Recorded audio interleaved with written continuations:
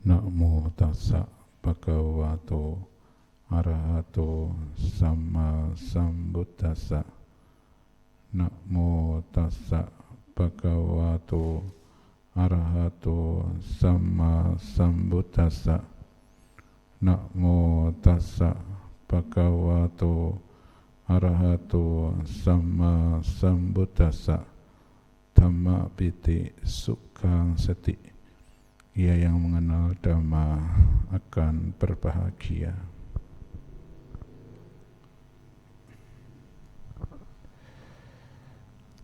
Para upasaka-upasika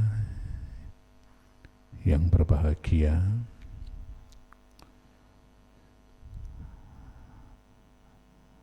malam hari ini kembali kita bertemu untuk bersama-sama menguatkan kembali keyakinan kita dan juga menimbun kebajikan karena kita mengulang kembali kebajikan di malam hari ini. Tidak mudah untuk bisa hadir setiap malam. Tidak mudah untuk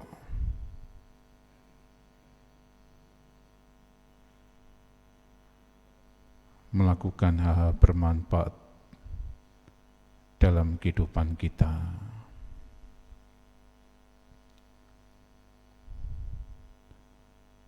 Cuaca hari ini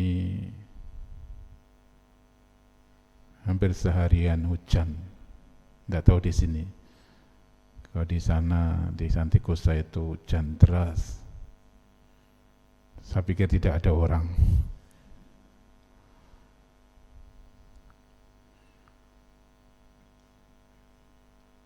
Ini sungguhnya bagian dari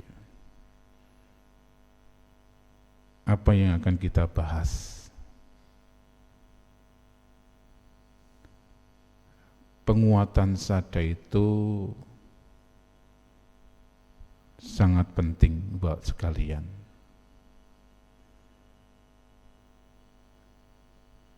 Keyakinan itu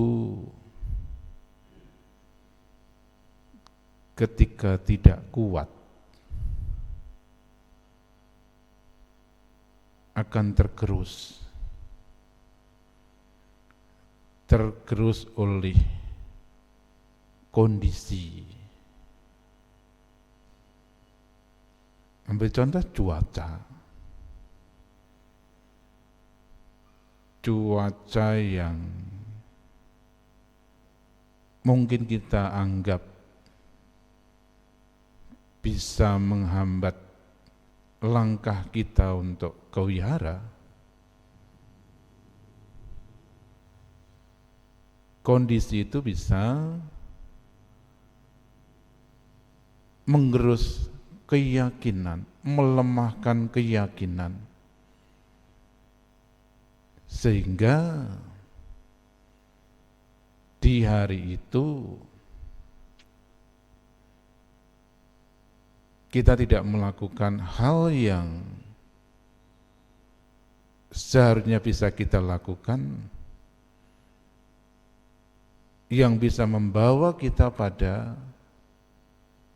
kualitas hidup kita.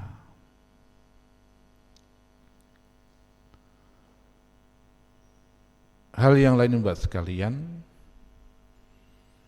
nah, tadi sedikit bincang-bincang.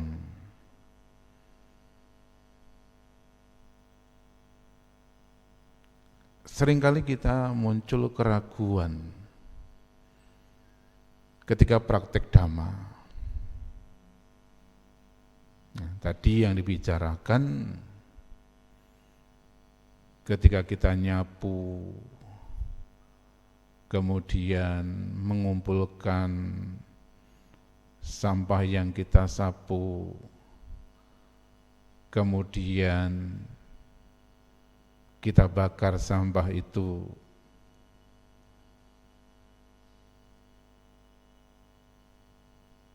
tanpa sengaja, ternyata ada makhluk-makhluk yang ada di situ. Atau mungkin kita tahu, tapi kita berpikir kalau kita tidak bersihkan, muncul masalah baru.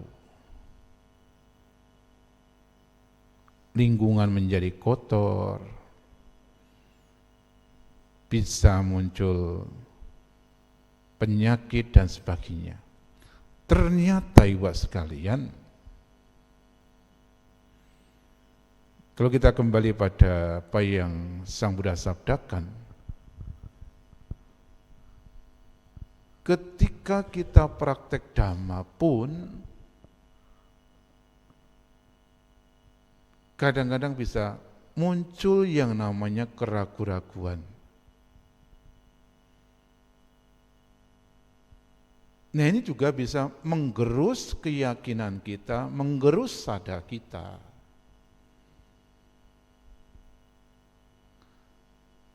Ketika kita sulit memahami Dhamma, bisa muncul keraguan-raguan. Sehingga kita berpikir, langkah saya ini benar atau tidak? Apakah apa yang saya lakukan ini sesuai atau tidak? Kalau salah bagaimana? Muncul keraguan-raguan. Jadi krisis keyakinan ini buat sekalian, itu bukan sekedar pindah keyakinan, tetapi juga ada hal yang lain yang kadang-kadang kita tidak sadari bahwa itu juga menggerus keyakinan kita. Ada orang-orang yang kemudian ragu dengan ajaran Buddha. Kenapa muncul keraguan?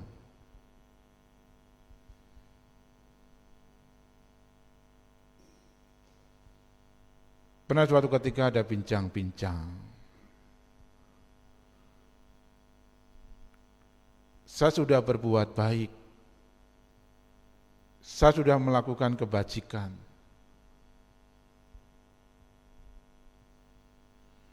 Tapi kenapa kemudian saya harus bertemu, berhadapan dengan kesulitan, dengan masalah? Sehingga kemudian muncul keraguan-raguan. Kok begini ya?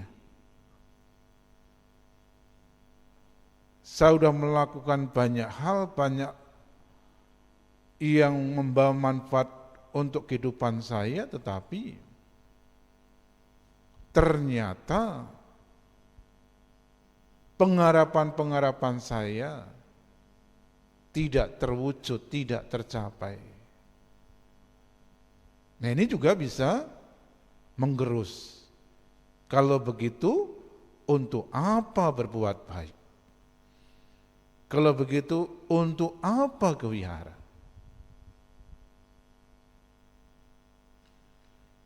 Ada juga dalam perbincangan ini Bapak sekalian, orang kewihara melihat orang yang sudah kewihara. Tapi melihatnya itu dalam sisi negatifnya. Dulu dia rajin kewihara,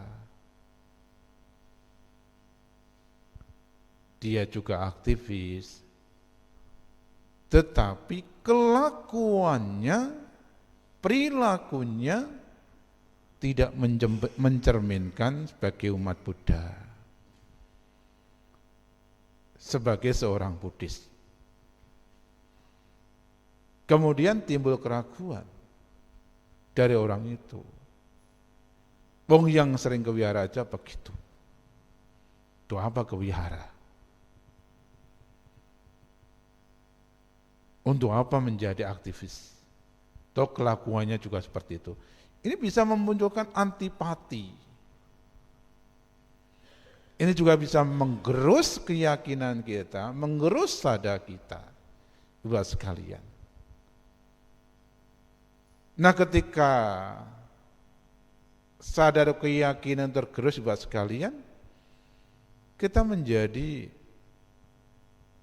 antipati, tidak mau berbuat baik lagi, tidak mau ke wihara lagi, semakin menjauh dari damai buat sekalian.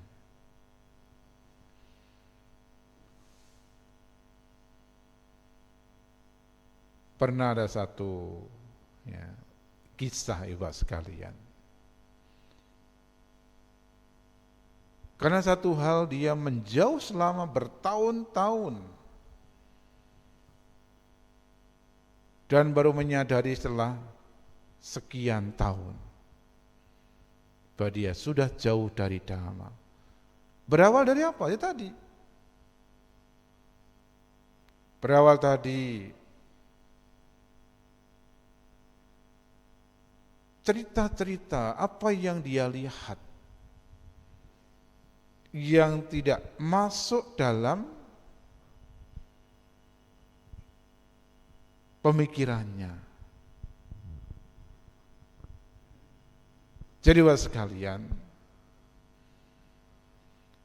krisis keyakinan itu bahaya. Seseorang yang tergerus keyakinan itu akan menjauh dari kebenaran, menjauh dari Dhamma. Ujungnya apa? Kemerosotan, kejatuhan Bapak sekalian.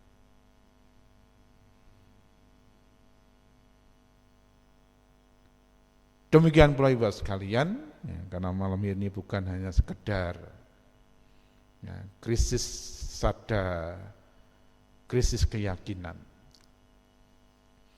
tapi juga mental.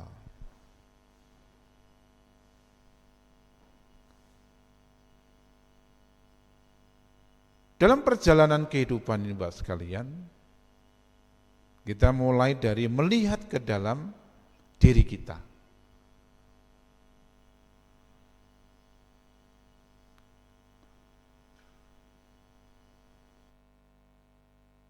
Sewaktu-waktu Bapak sekalian, kita menjadi orang yang tidak tangguh menghadapi persoalan kehidupan. Ada beban mental yang kemudian membuat kita menjadi cemas, menjadi khawatir.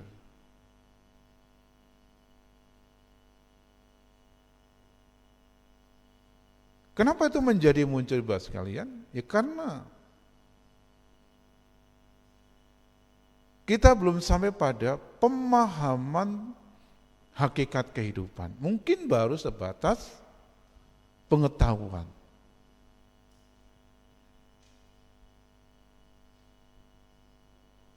Banyak orang mengalami keputusasaan menghadapi kehidupan. Kemudian ada orang-orang juga takut dengan masa depan.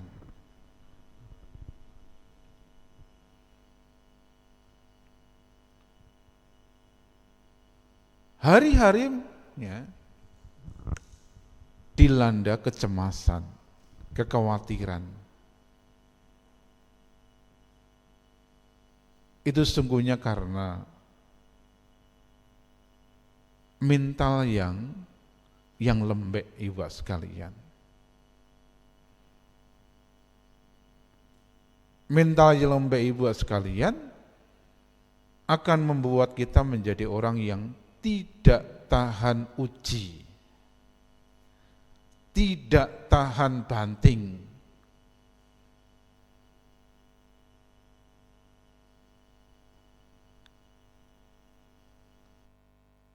Kesabarannya itu tidak besar.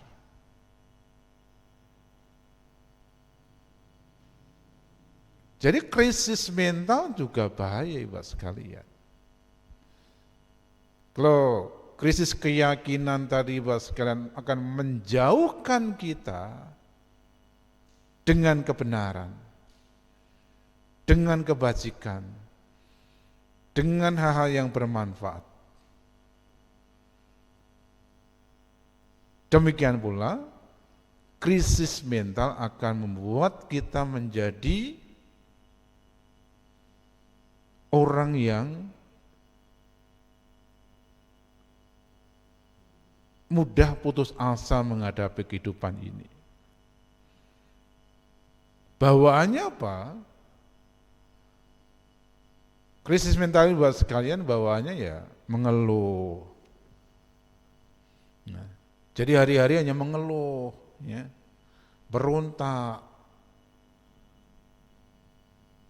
Kenapa seharus menghadapi persoalan kehidupan ini? Kenapa masalah yang saya hadapi harus bertubi-tubi? Jadi mengeluh, berontak. Tidak suka dengan proses kehidupan. Bahkan ada orang-orang yang kemudian menjadi putus asa menghadapi kehidupan. Jadi kita menjadi orang yang tidak tangguh, menjadi orang yang tidak tegar. Kenapa itu terjadi, Bapak sekalian? Ya, karena kita berpikir subjektif terhadap kehidupan. Kita ini lebih menyukai apa yang menjadi harapan-harapan kita. Tentu harapan-harapan baik. Ketika ketemu dengan hal-hal yang buruk, hal-hal yang tidak baik, kemudian kita berontak.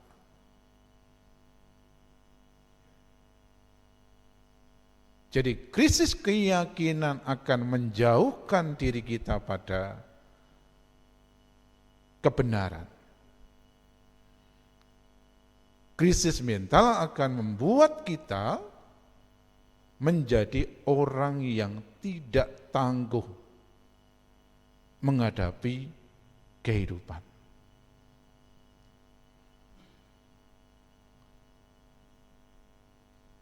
Bagaimana supaya kita punya sadar? Apa itu sadar?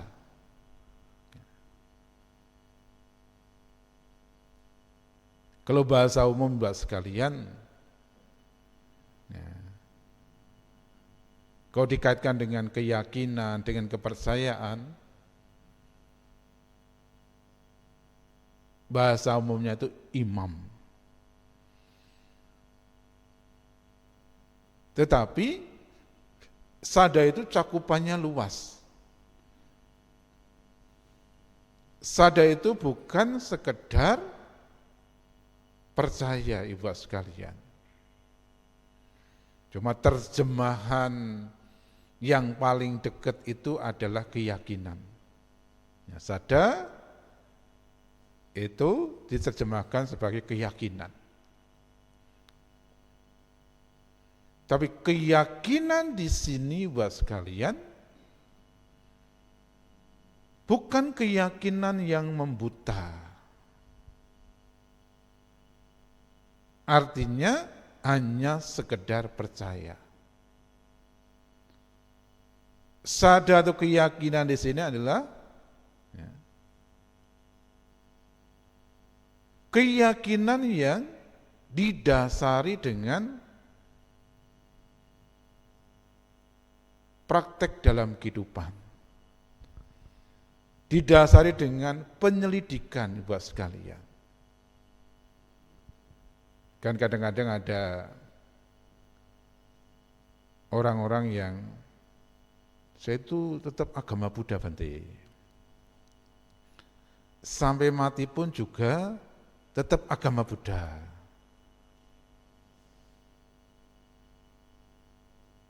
Kelihatannya ini sada, tetapi sada di sini belum menjadi sada bala,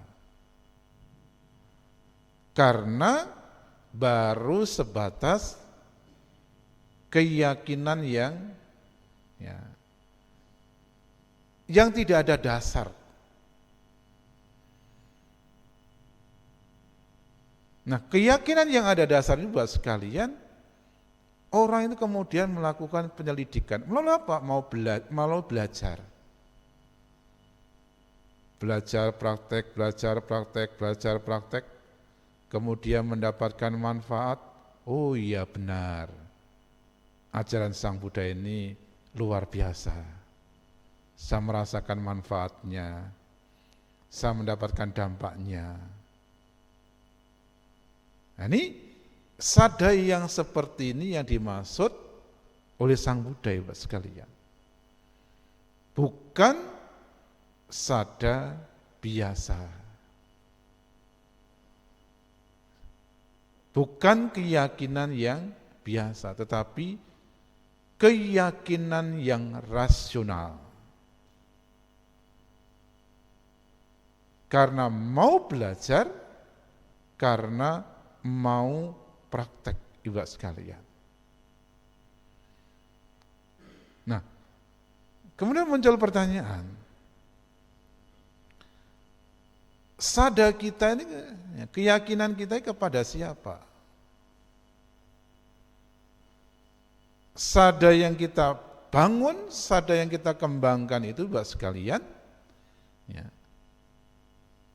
keyakinan pada Tiratana, Buddha, Dhamma, dan Sangha. Tiratana, Buddha Ratana, Dhamma Ratana, dan Sangha Ratana itu adalah objek. Jadi kita meyakini Tiratana sebagai sumber inspirasi untuk mengarahkan hidup kita pada kualitas. Jadi melihat Tiratana itu Bapak sekalian, itu melihat keluhuran. Ayo, ada berapa sifat Buddha?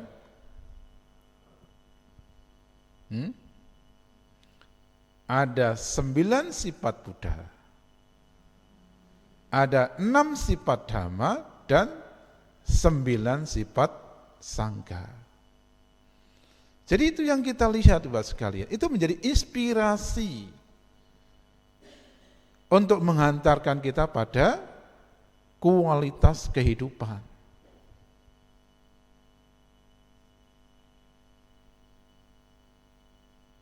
Ketika kita meyakini Tiratana menjadi sumber inspirasi untuk menghantarkan kita pada kehidupan yang lebih baik, Bapak sekalian, maka akan muncul apa?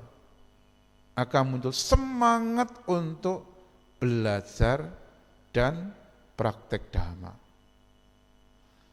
Karena kalau fungsi dari sada itu, Bapak sekalian, fungsinya itu mengikis keraguan-raguan.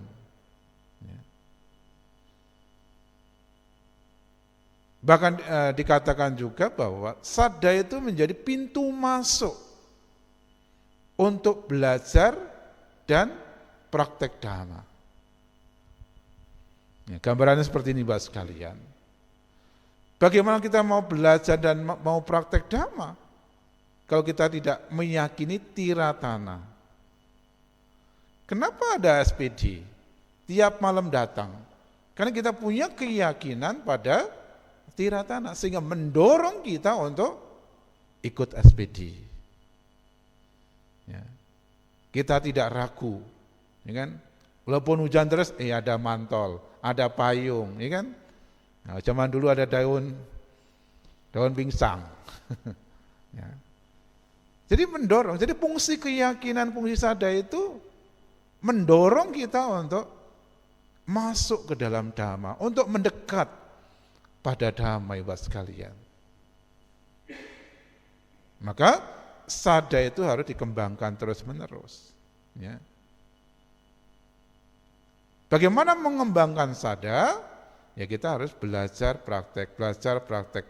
Nah, seiring berjalannya waktu, ibu sekalian, kadar sada, kadar keyakinan itu menjadi kuat. Ya. Sehingga menjadi tidak tergoyahkan dalam situasi apapun. Kalau masih tergoyahkan berarti sadanya, keyakinannya belum kuat. Banyak yang menggoyahkan kita, ibu sekalian. Ya. Ya, kalau semalam itu ada pertanyaan kemudian pindah keyakinan itu, apa yang menggoyahkan? Lingkungan. Ya kan? Lingkungan bisa menggoyahkan kita, materi bisa menggoyahkan kita. Iming-iming bisa menggoyahkan kita.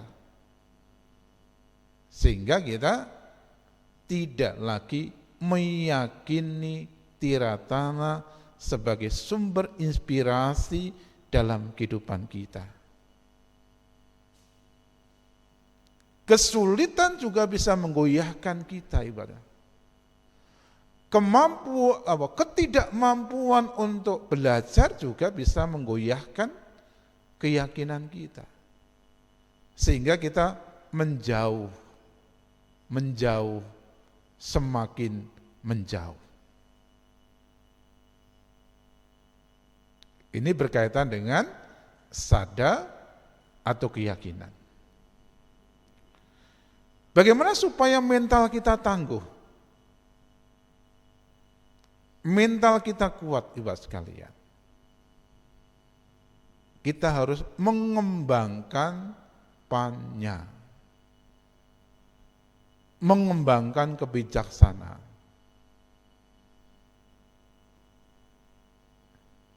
Kebijaksanaan ini, buat sekalian, itu berkaitan dengan pemahaman kehidupan. Ya. Ada 3 cara. Ya. Ada 3 cara untuk menjadi orang bijaksana. Yang pertama, sutta maya panya. Sutta maya panya. Sutta maya panya itu menjadi bijaksana karena mendengar. Ya. Mau mendengar. Mau belajar. Ketika ibu sekalian mendengar, ya, nah ini hampir tiap malam ibu sekalian datang ke wihara, ini kan mendengar. Ketika mau mendengar artinya membutuhkan pengetahuan. Ya. Panjenengan butuh pengetahuan. Dengan pengetahuan itu ibu sekalian, kita menjadi tahu mana yang benar, mana yang salah. Mana yang bermanfaat, mana yang tidak bermanfaat.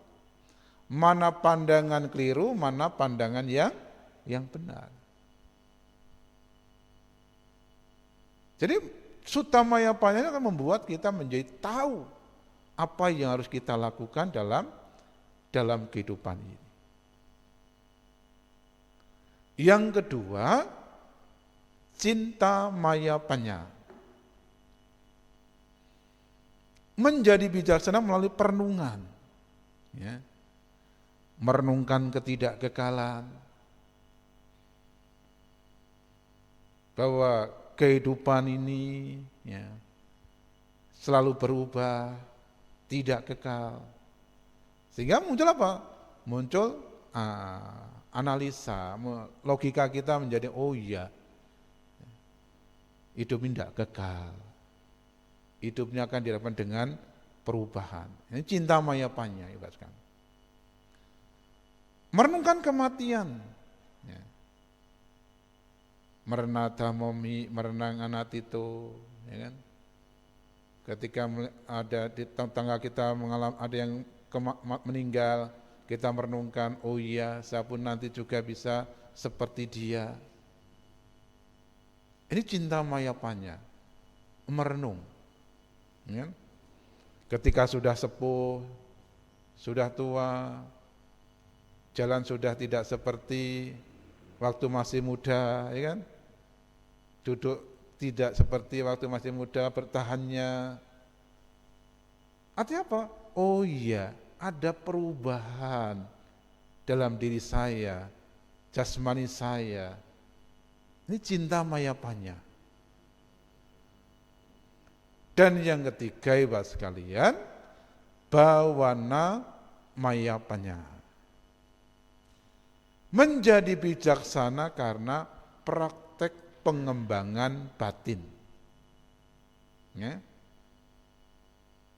Atau kita mengenal dengan istilah meditasi. Dengan meditasi buat sekalian, kita akan menjadi memahami, mudah memahami ya, hakikat kehidupan, corak kehidupan. Ya kan? Ketika ibu sekalian duduk meditasi itu kan ya, muncul banyak hal, ya kan? Ada kesemutan, ada pegel, ya kan? Ada perubahan-perubahan pada jasmaninya. Kemudian kita harus menghadapinya. Sesungguhnya saat kita meditasi kita diajak untuk melihat corak kehidupan. Hakikat kehidupan. Coraknya apa? Bercorak anicca, ya kan? Artinya berubah. Perubahan itu membuat kita menjadi tidak puas, ya kan? Tadi sudah duduk tenang-tenang, anteng-anteng, muncul kesemutan. Ketika muncul kesemutan apa? Bergejolak batin kita. Kenapa kesemutan? Kenapa dia muncul? Ya kan? Akhirnya ganti posisi kaki. Muncul pegel, ya kan? Muncul banyak hal, ya, di batin dan jasmani kita. Jadi kita diajak untuk melihat kebenaran kehidupan ini, Mbak sekalian, melalui jasmani dan batin. Kita bukan hanya sekedar mengenali, bukan sekedar mengetahui, tetapi kita diajak untuk melihat langsung. Maka di antara 3 cara menembus kebijaksanaan ini, Bapak sekalian, bawana mayapanya akan membuat kita menjadi orang yang tangguh, orang yang kuat. Meditasi ini, Bapak sekalian, tujuannya apa? Ada 2 tujuan ketika orang meditasi. Yang pertama itu menjadi lebih tenang batinnya. Yang kedua, batin kita menjadi terang. Artinya pandangan kita menjadi terang. Karena kita bisa menembus anicca, dukkha, anatta. Kalau meditasi ini kan kadang-kadang kita ketemu napas masuk, napas keluar, muncul lagi abikan, ya kan?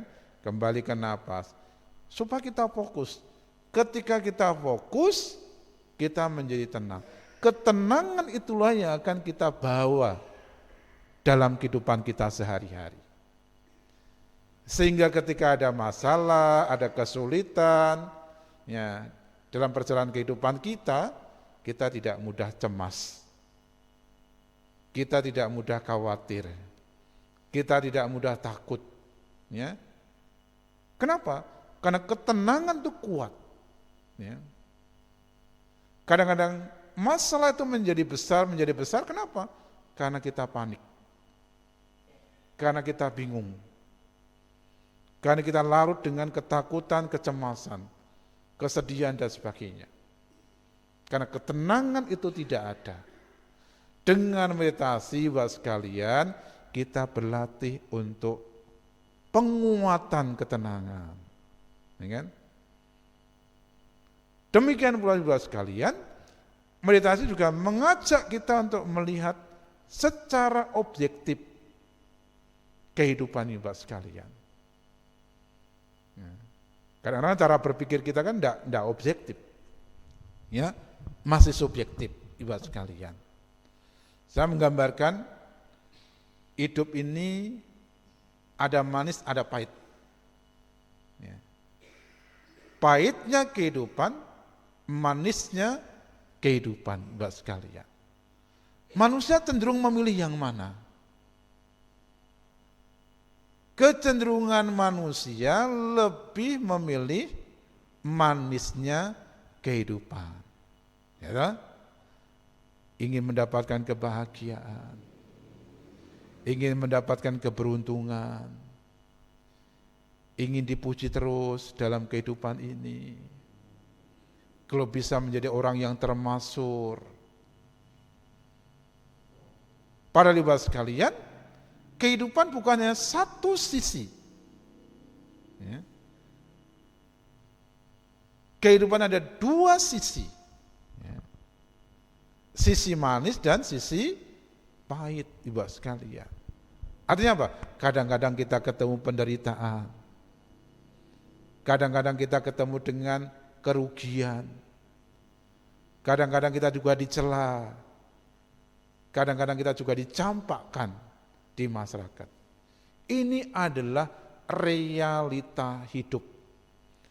Ini adalah fakta kehidupan, Bapak sekalian.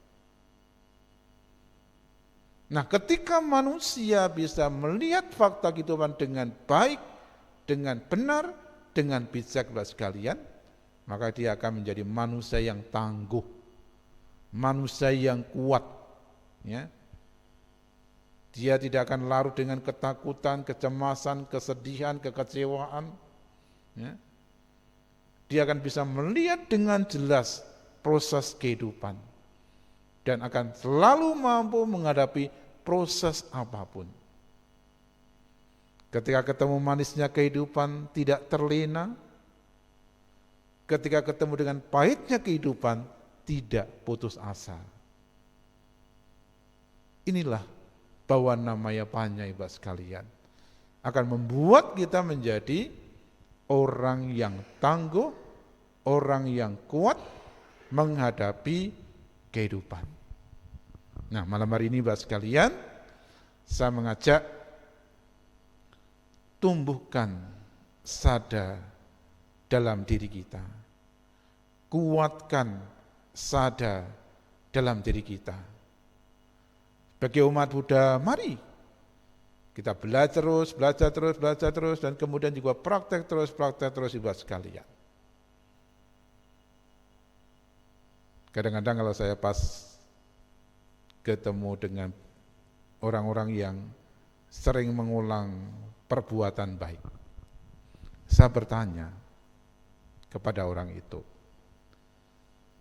kemarin sudah berdana makan, hari ini berdana makan, kenapa mengulang kebajikan itu? Kenapa mau berdana lagi? Karena ketika berbuat baik yang pertama, merasakan ada manfaat. Kemudian muncul dorongan untuk kembali mengulang kebajikan itu. Inilah yang dimaksud dengan tumbuhnya sada, tumbuhnya keyakinan.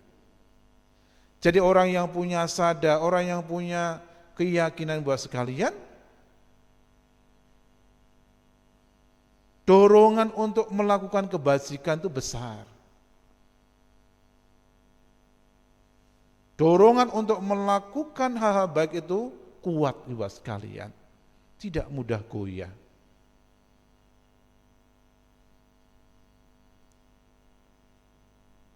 Beberapa kali saya ketemu dengan umatnya, saya tidak kenal umat itu Ibu sekalian, di bandara, di stasiun, di mana gitu. Mereka tergopoh-gopoh, memberikan minuman, ya. Padahal tidak kenal Ibu sekalian. Saya juga tidak kenal. Kenapa orang itu melakukan itu? Tentu karena ada dasar sadar, ada dasar keyakinan. Ketika melihat objek untuk berbuat baik, ketika tahu ada peluang untuk berbuat baik, mereka tergopoh-gopoh. Kemudian mempersembahkan minuman itu. Ini karena keyakinan Ibu sekalian. Ini karena sadar. Tanpa sadar, tanpa keyakinan, orang itu tidak akan melakukan itu. Ya mungkin sekedar lewat, ya, ketemu bantainya ya lewat aja gitu. Tapi mereka yang punya sadar, karena pernah melakukan kebajikan, kemudian merasakan manfaatnya, begitu ada peluang, dorongannya itu kuat sekali. Dorongannya kuat sekali, Ibu sekalian. Sehingga kemudian ya, orang itu bisa melakukan kebajikan. Inilah kekuatan sadar. Akan mendekatkan kita pada Dhamma, akan mendekatkan kita pada tujuan kehidupan Bapak sekalian. Oleh karena itu, jangan sampai kita tergerus sadarnya. Jangan sampai kita tergerus keyakinannya. Maka kita akan menjadi orang yang mudah terguncang. Menjadi manusia yang mudah terumbang-ambing karena tidak punya sadar, tidak punya keyakinan yang kuat pada tiratana. Demikian pula Ibu sekalian, kebijaksanaan itu juga perlu kita kembangkan supaya mental kita tidak lembek, mental kita tidak rapuh. Bagaimana mengembangkannya? Biasakan untuk mau mendengar, mau belajar. Biasakan untuk merenungkan kebajikan, merenungkan hal-hal yang patut direnungkan. Misalnya usia tua, sakit, kematian, perubahan, ketidakkekalan, itu juga menjadi objek perenungan kita. Kemudian punyailah tekad, milikilah tekad untuk melakukan pengembangan batin, cita bawana. Jadi harus rajin meditasi gitu loh ya. Nah, kalau udah mendengar kata meditasi itu kadang-kadang gimana gitu ya. Nah, padahal itu penguat supaya mental kita kuat, mental kita tangguh. Nah, semoga pengantar diskusi pada malam hari ini bisa menambah pengetahuan, atau mungkin kalau kurang jelas, kurang paham, silahkan ditanyakan.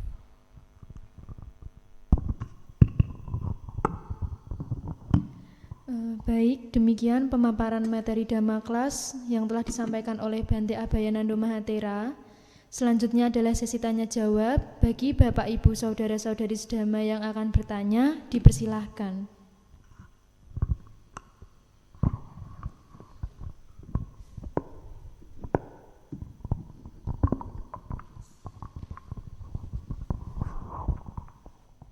Selamat malam Bhante, Namo Buddhaya.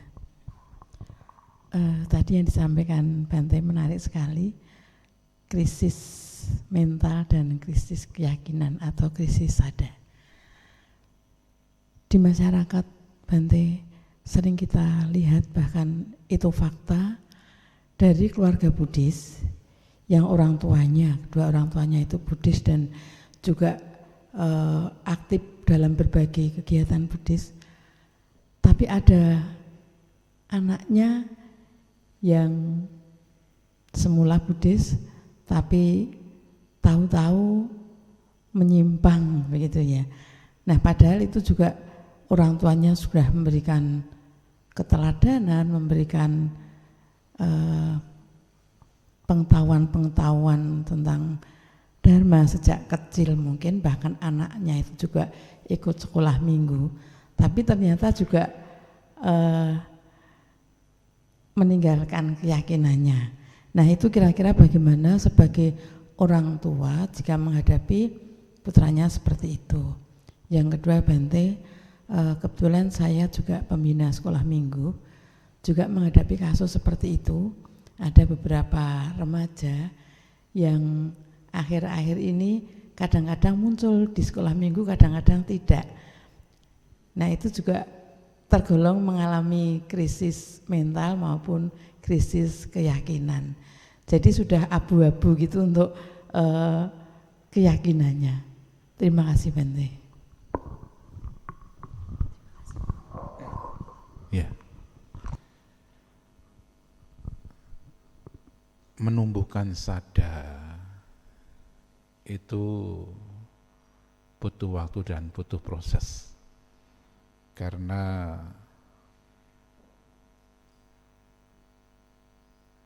di dalam agama Buddha itu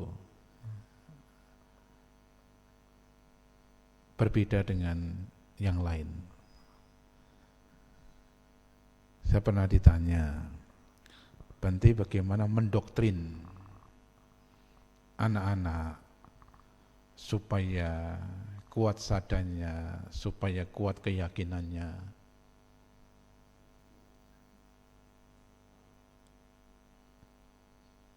Saya kemudian menjawab, kalau sadar doktrin kemudian percaya membuta, itu juga tidak kuat, tidak bertahan lama.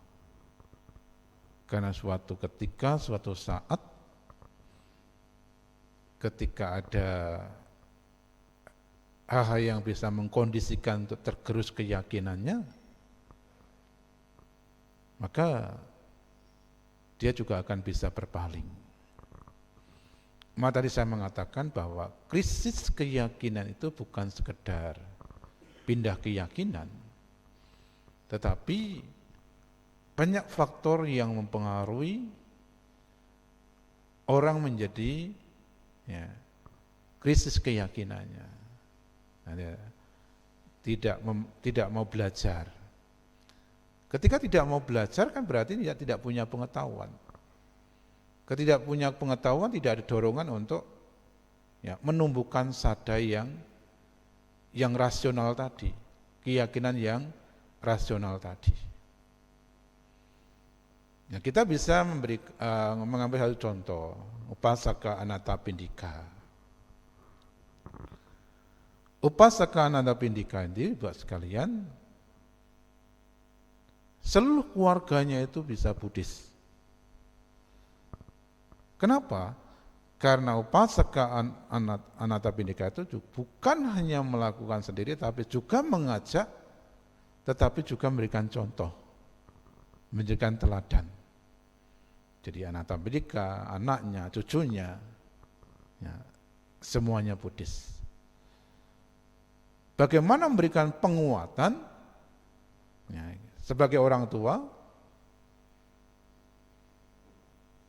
Sebagai orang tua juga harus belajar, ya kan? Ya harus ke wihara. Kadang-kadang sebagai orang tua, udah kono le nang wihara, ya kan? Bapak nang omah, kayak gitu kan? Omah titip, enggak bisa begitu. Orang tua juga harus memberikan contoh. Kalau mengajak anak-anaknya untuk ke wihara, orang tuanya juga harus ke wihara. Jadi keteladanan itu juga menjadi penting. Anak itu mungkin sudah sekolah minggu, bahkan lulus STAB aja bisa berpaling gitu. Kenapa? Karena itu baru sekedar pengetahuan. Nah, sedangkan sadaya yang dimaksud Sang Buddha itu dia pengetahuan yang kemudian dipraktekkan dalam keseharian, dalam kehidupan sehari-hari. Aktivis belum menjamin, kalau STAP belum menjamin, ya kan? Kita itu belum menjamin juga loh kita ini. Kenapa? Karena kita belum stabil, ya kan? Tetapi setidak-tidaknya kita terus memperkuat sadar kita, keyakinan kita dengan mau belajar dan mau praktek. Maka Sang Buddha selalu mengajak kita untuk melihat Dhamma Vinaya, bukan melihat personal, ya kan? Kalau melihat personal itu bisa menggerus keyakinan kita juga gitu. Oh kayak ngarep kayak ngono gitu kan, ya kan? Nah kita jadi ikut-ikutan gitu. Maka Sang Buddha tidak mengajak kita untuk melihat Dhamma Vinaya. Gitu. Karena sadar keyakinan dalam agama Buddha itu bukan sekedar kepercayaan membuta, ya kan? Tetapi betul-betul ada praktek. Di situ ada kualitas. Nah nanti kalau kita sudah sotapati, wah itu sudah tuh, udah tangguh itu, enggak akan kemana-mana itu. Dia udah pemasuk arus itu, ya kan? Nah kita kan belum. Tapi setidak-tidaknya kita menguatkan. Jadi ya, bagi orang tua, ajak anak-anaknya untuk ke wihara, ajak anak-anaknya untuk berbuat baik, ya kan? Kenalkan Dhamma, ya kan? Kemudian kadang-kadang, gitu, kemarin itu juga bincang-bincang berkaitan dengan hal ini juga. Kadang-kadang kita sebagai orang tua itu kadang, agama apik kabeh, gitu loh, kadang-kadang gitu itu. Ya kan? Kadang-kadang wah kita kan toleransi Bante, gitu loh. Jadi kita sebagai orang tua kadang-kadang punya pandangan keliru, gagal paham gitu terhadap Islam Buddha, ya kan? Ya semuanya baik gitu loh. Tapi sebagai umat Buddha, ya kita harus mengajak anak-anaknya juga untuk sama seperti kita, ya kan? Saya pernah beberapa kali melakukan perjalanan juga, kadang-kadang juga prihatin, ya kan? Ada satu wihara yang tinggal 1 orang, 3 orang gitu ada di beberapa tempat gitu ya. Ya. Bahkan ada 1 orang dulu kemarin di mana itu mampir satu tempat, tinggal 1 orang yang hibah tanah itu. Gitu. Tapi masih untung ada orang baik. Ada 1 anak muda yang kemudian ya mau merawat wihara itu. Orang itu usianya 70 tahun. Kemarin saya ketemu 70 tahun sendirian. Semuanya udah habis. Ya. Tapi luar biasa ibu itu, ya. Bisa menjaga sadarnya, menjaga keyakinannya, dirinya sendiri. Jadi banyak faktor. Ya. Yang kedua, ya bagaimana ketika, ya memang ketika saya bincang-bincang dengan orang tua itu, di era sekarang, itu kalau masih usia SD itu masih gampang. Ini kan, mau sekolah minggu, tampil nyanyi, tampil nari gitu. Begitu masuk usia SMP, wah itu sudah mulai tinggi kebandelannya itu, ya kebandelannya. Itu rata-rata begitu anak sekarang itu. Kemudian SMA. Tapi kita jangan menjadi kemudian patah arang, patah semangat. Nah, kita sebagai pembina sekolah minggu, ya kita harus buat satu sekolah minggu yang nyaman, membuat mereka kerasan. Kadang-kadang kita itu kadang-kadang dibandingkan dengan yang lain, dengan tetangga gitu loh. Sekolah minggu gitu-gitu aja, baca parita, kemudian pulang gitu loh. Jadi kita ciptakan suasana juga gitu loh. Ya, suasana supaya anak-anak itu kerasan bagaimana. Ya. Mengulang kembali, datang kembali itu bagaimana. Itu tanggung jawab kita sebagai pembina sekolah minggu juga besar. Ya kan? Kemudian hal yang lain, ketika ada anak-anak yang mungkin tidak datang berapapun, samperin dia, ya kan? ya kan? Ajak ngobrol, ya kan?